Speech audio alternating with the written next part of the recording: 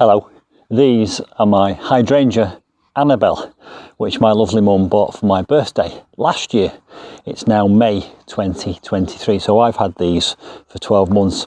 And if you don't know Annabelle, it's the hydrangea that produces that lovely off-white green bloom in the summertime.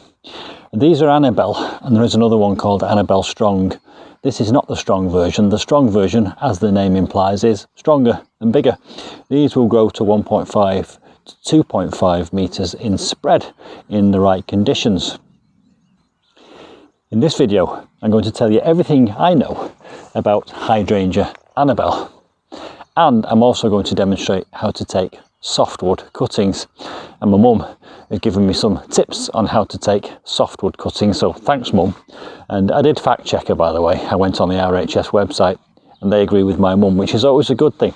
Anyway, let me tell you why I'm propagating these Hydrangea Annabelle. I've got a garden scheme in mind for these. Now, here, in the back of this garden here, I've sectioned off this whole area of garden. There used to be a concrete path down here, and here there was an enormous conifer. It was as high as that telegraph pole. Anyway, I took it out using my own hands.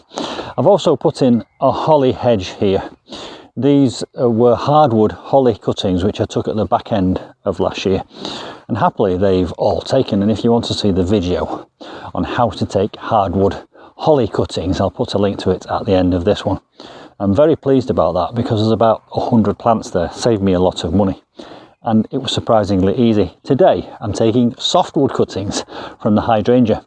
Getting back to this garden, there's going to be a real water feature, a long, narrow, shallow pond here. And I love the idea. I've got this image of lovely white Hydrangea Annabelle all the way down either side of this pond. That is why I'm propagating this hydrangea today. So if you want to see how that turns out, obviously subscribe, hit the notifications bell. Let me tell you what I've got in my kit today.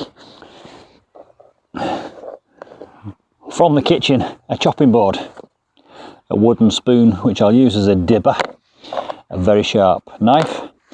From the shed, some hormone rooting powder. I'll put the link to that in the description box below this video, and if you buy that, I will receive some commission. And also my brand new Kingswood secateurs. Again, put the link for them in the description box below. I found those great, a great little tool, that. And again, if you buy them through my link, I do earn a commission. Taking cuttings from hydrangeas is not difficult.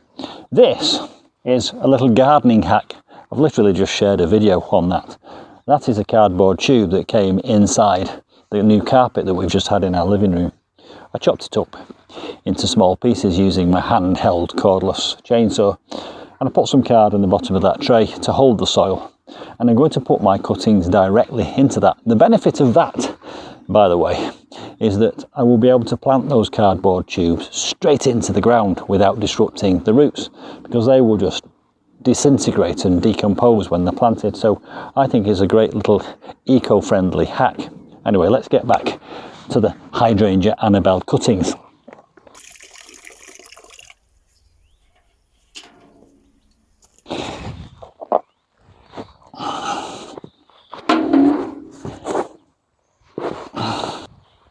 Now I've just gone and grabbed myself a pail of water, because when I take these cuttings, they're going to go straight into that bucket of water. And if you haven't got access to a bucket of water, take a polythene bags, and as soon as you take the cuttings, put them inside the polythene bags. It stops them from dehydrating. Talking of hydration, do this in the morning when the plant is hydrated, and if you can remember, water them the night before.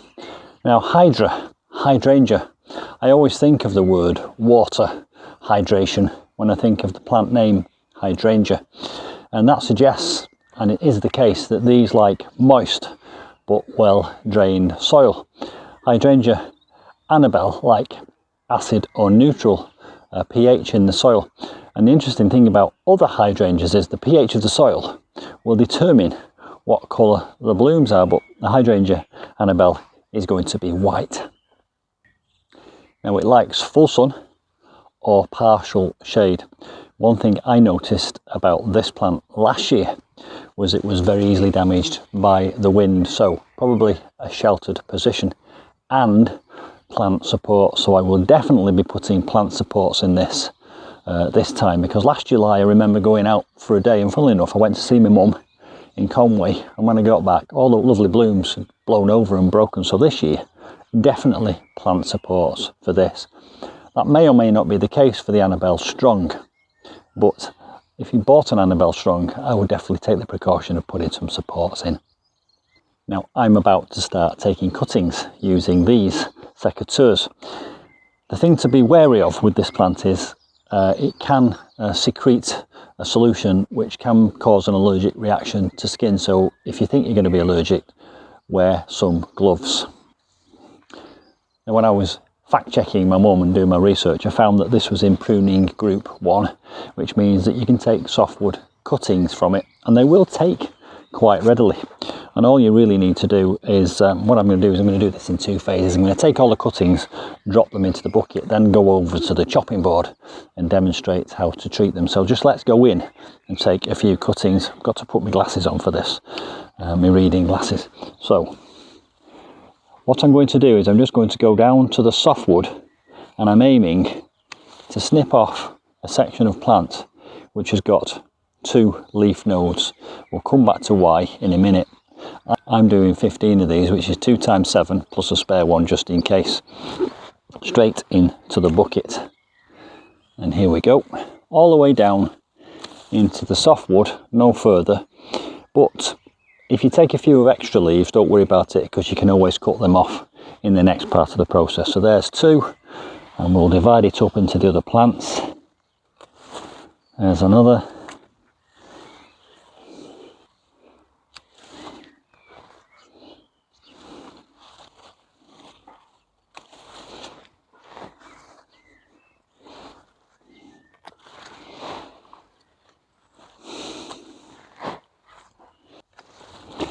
Now, true to form, when I started this process about half an hour ago, it was a cloudy day and there was thunder in the air and it had just stopped raining. But typical of the UK weather in May, the bright sun has come out, which kind of leads me to my next point really.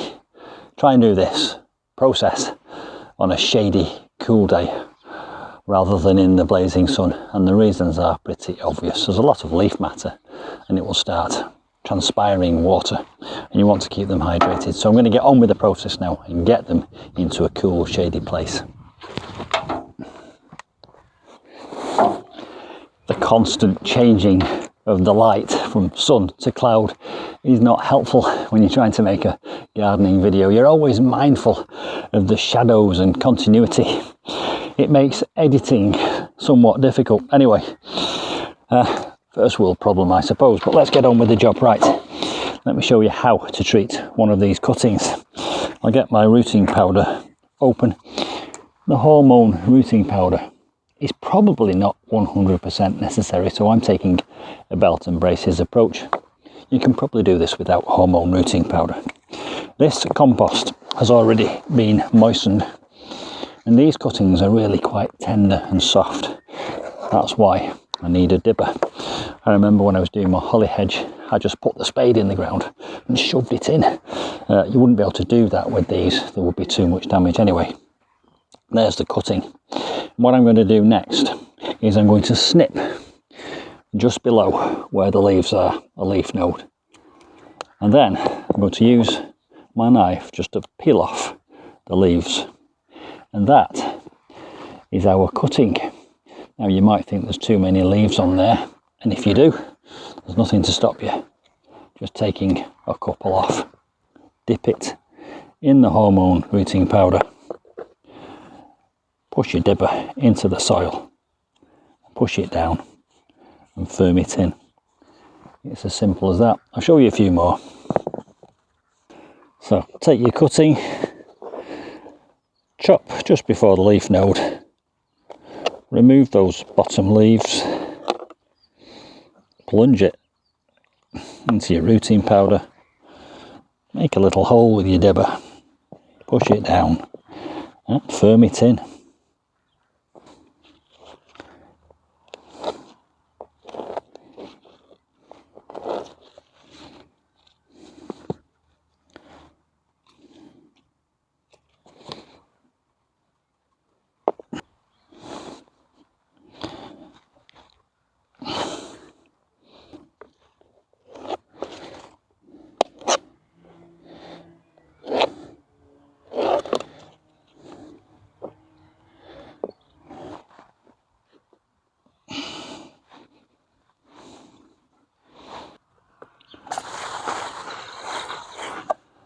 So there we go, a tray of 15 Hydrangea Annabelle cuttings, which should take within about 4 weeks. And if they do take, and each one of them might have cost me £9.99, you got about 150 quid worth of plants there. Isn't that wonderful?